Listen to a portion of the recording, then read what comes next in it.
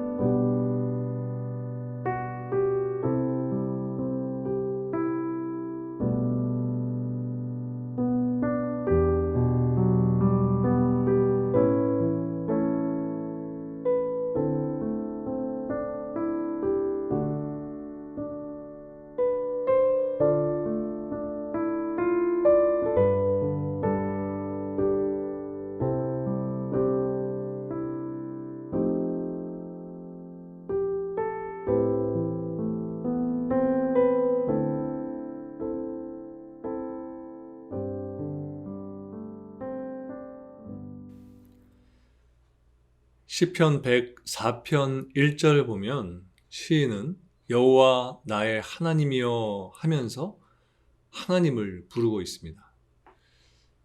그런데 이렇게 하나님을 나의 하나님으로 부르는 것은 상투적 표현이라고 할 만큼 이것은 성경의 저자들이 일상적으로 하나님을 부르는 표현입니다. 따라서 1절에서 다윗이 하나님을 향해서 여호와 나의 하나님이여 라고 이렇게 부르는 것에 큰 의미를 부여할 것은 아닙니다. 그러나 우리는 여기서 그렇다면 왜 많은 사람들이 성경에서 이런 고백을 즐겨 사용했는지, 또 성경은 이러한 고백을 왜 반복적으로 싣고 있는지 하는 이 의문을 한 번쯤은 가져봐야 한다라고 생각이 됩니다. 그 이유가 무엇일까요? 의외로 그 대답은 아주 간단하다고 할 수 있습니다. 그 이유는 하나님께서 우리들이 이렇게 고백하는 것을 기뻐하시기 때문입니다. 하나님께서는 이 세상의 모든 사람들이 나의 주님, 나의 하나님 이란 고백을 하기 원하십니다. 뿐만 아니라 그러한 고백이 우리의 내면 깊숙한 곳에서부터 진실된 마음으로 고백되기를 원하십니다. 바울은 이와 관련해서 로마서 1장 20절에 보면 이렇게 말했습니다. 창세로부터 그의 보이지 아니하는 것들, 곧 그의 영원하신 능력과 신성이 그가 만드신 만물에 분명히 보여 알려졌나니 그러므로 그들이 핑계하지 못할지니라. 이 말씀이 무슨 말씀인가요? 하나님께서 지으신 만물들을 통해서 모든 사람들이 하나님을 느끼고 하나님을 또 보고 알만한 수많은 표정들을 주셨다는 말씀입니다. 즉 이러한 표징들을 통해서 모든 사람들이 하나님을 향해서 하나님은 나의 주인이십니다. 하나님은 나의 참 하나님 되십니다. 라고 고백하게 하셨다는 것입니다. 그러나 세상의 사람들은 그러한 하나님의 깊은 뜻을 깨닫지 못하고 하나님 대신에 다른 것들을 붙들고 살고 있는 것입니다. 그것들이 자신을 지켜줄 것이다 라고 굳게 믿으면서 그렇게 어리석은 삶을 살고 있다는 것입니다. 바울은 로마서 1장 23절에 보면 사람들은 심지어 이런 행동들까지 했다라고 말하고 있습니다. 썩어지지 아니하는 하나님의 영광을 썩어질 사람과 새와 짐승과 기어다니는 동물 모양의 우상으로 바꾸었느니라. 즉 아버지를 아버지라고 부르지 않고 오히려 동물 모양의 우상을 만들어 놓고 그것이 나의 아버지다. 그것이 나의 우상이다 라고 여기면서 살았다는 것입니다. 여러분 한번 생각해 보십시오. 만약 여러분의 자녀가 아버지를 아버지라고 부르지 않고 다른 사람을 향해서 아버지라고 부른다면 또 그 사람을 아버지라고 부르면서 따라다닌다면 여러분들의 마음에 얼마나 큰 상처가 되겠습니까? 자녀가 그렇게 행동하는 것은 여러분 자신의 존재 자체를 부정하는 것이고 여러분들은 또 그 모습을 보면서 큰 절망에 빠지게 될 것입니다. 이것은 하나님 역시도 마찬가지입니다. 그래서 하나님께서는 오늘도 이 세상의 모든 사람들이 하나님의 하나님 되심을 알게 하시기 위해서 온갖 은혜들을 쏟아 부어 주시는 것입니다. 그렇다면 이러한 하나님의 심정을 아는 우리들은 어떻게 해야 하는 것일까요? 마땅히 하나님을 나의 주님으로 고백하고 또 하나님을 아버지라고 부르면서 살아야 하는 것입니다. 날마다 하나님을 인정하는 삶을 살고 하나님을 경외하는 삶을 살아야 한다는 것입니다. 그리고 나만 이렇게 사는 것으로 그치는 것이 아니라 하나님이 우리의 아버지 되심을 알지 못하는 사람들이 이 진리를 깨닫고 의의 길로 나아갈 수 있도록 그들을 하나님께로 인도해 줘야 하는 것입니다. 오늘 보면 5절 말씀을 보면 다윗은 하나님께서 땅에 기초를 놓으사 영원히 흔들리지 아니하게 하셨다라고 말하고 있습니다. 이 말씀은 어떻게 보면 너무나도 간단한 말씀이지만 그 내용을 잘 살펴보게 되면 사실은 하나님께서는 이 우주를 운행하시고 계시다. 하나님께서는 이 온 우주 만물을 운행하시는 분이시다라는 것을 우리들에게 알려주는 것입니다. 하나님께서는 땅에 기초를 두셨습니다. 그리고 그것을 바다 위에 세우셨습니다. 사실 지구는 지표면만이 고체이고 다 액체입니다. 즉 지표면은 물 위에 떠 있는 상태다는 것입니다. 이뿐만이 아니라 지구 자체 역시도 공중에 떠 있는 상태입니다. 그리고 더욱 놀라운 사실은 지구가 이렇게 떠 있다고 해서 정지된 상태로 그냥 떠 있는 것이 아니다는 것입니다. 여러분, 지구는 가만히 있지 않고 어마어마한 속도로 자전을 하고 있습니다. 과학자들은 지구가 시속 1600km의 속도로 자전을 하고 있다고 말합니다. 그리고 지구는 자전만 하는 것이 아니라 태양 주위를 계속해서 공전하고 있습니다. 그 속도 역시 무려 시속 10만 킬로미터에 달한다고 합니다. 따라서 오늘 본문 5절에서 땅이 흔들리지 않게 하신다는 이 말씀은 과학적으로 볼 때는 맞지 않는 말씀입니다. 하지만 또 잘 살펴보면 그렇다고 해서 시인이 말하는 이 표현이 거짓이 아닌 것을 알 수 있습니다. 지구가 어마어마한 속도로 공전과 자전을 하고 있다면 사실 지구는 많이 흔들려야 됩니다. 하지만 전혀 우리는 그렇게 느끼지 못합니다. 그래서 불신자들은 베드로후서 3장 4절에 보면 이렇게 말을 합니다. 만물이 처음 창조될 때와 같이 그냥 있다. 그냥 있다. 그들은 성도들을 향해서 이러한 말로 조롱을 하고 있는 겁니다. 하지만 오늘 보면 5절에서 다윗이 말하는 것처럼 하나님께서 땅에 기초를 놓으셔서 영원히 흔들리지 않게 해주셨기 때문에 흔들리지 않는 것입니다. 어마어마하게 크게 흔들릴 수밖에 없는 이 땅이지만, 이 지구이지만 이렇게 미동도 하지 않는 것은 하나님께서 이 지구를 붙잡아 주시고 이 세상을 붙들어 주시기 때문에 흔들리지 않는다는 것입니다. 그리고 이 말씀은 더 나아가서 우리 성도들을 하나님께서 붙들고 계시기 때문에 우리는 결코 흔들리지 않을 것이다 라는 말씀인 것입니다. 시편 3편 5절에 보면 내가 누워 자고 깨었으니 여호와께서 나를 붙드심이로다. 여호와께서 나를 붙드심이로다. 이렇게 말씀했습니다. 또 시편 55편 22절에 보면 내 짐을 여호와께 맡기라. 그가 너를 붙드시고 의인의 요동함을 영원히 허락하지 아니하시로다 라고 말씀합니다. 하나님을 의지하는 사람에게는 흔들리는 일이 없게 되는 것입니다. 요동하는 일이 없는 것입니다. 하나님께서는 하나님을 의지하는 자들을 견고한 반석 위에 세우셔서 그들의 삶의 기초가 절대 흔들리지 않도록 붙들어 주시는 것입니다. 그래서 하나님을 의지하는 사람은 아무리 큰 어려움을 만나더라도 흔들리지 않게 되는 것입니다. 우리에게 시련이 닥쳐와서 흔들림이 있게 될 때 우리는 그것으로 두려워해서는 안 됩니다. 그 시련으로 우리의 믿음이 흔들려서는 안 된다는 것입니다. 그럴 때일수록 우리는 더욱 하나님을 의지하면서 하나님의 믿음의 반석 위에 굳게 서 있어야 합니다.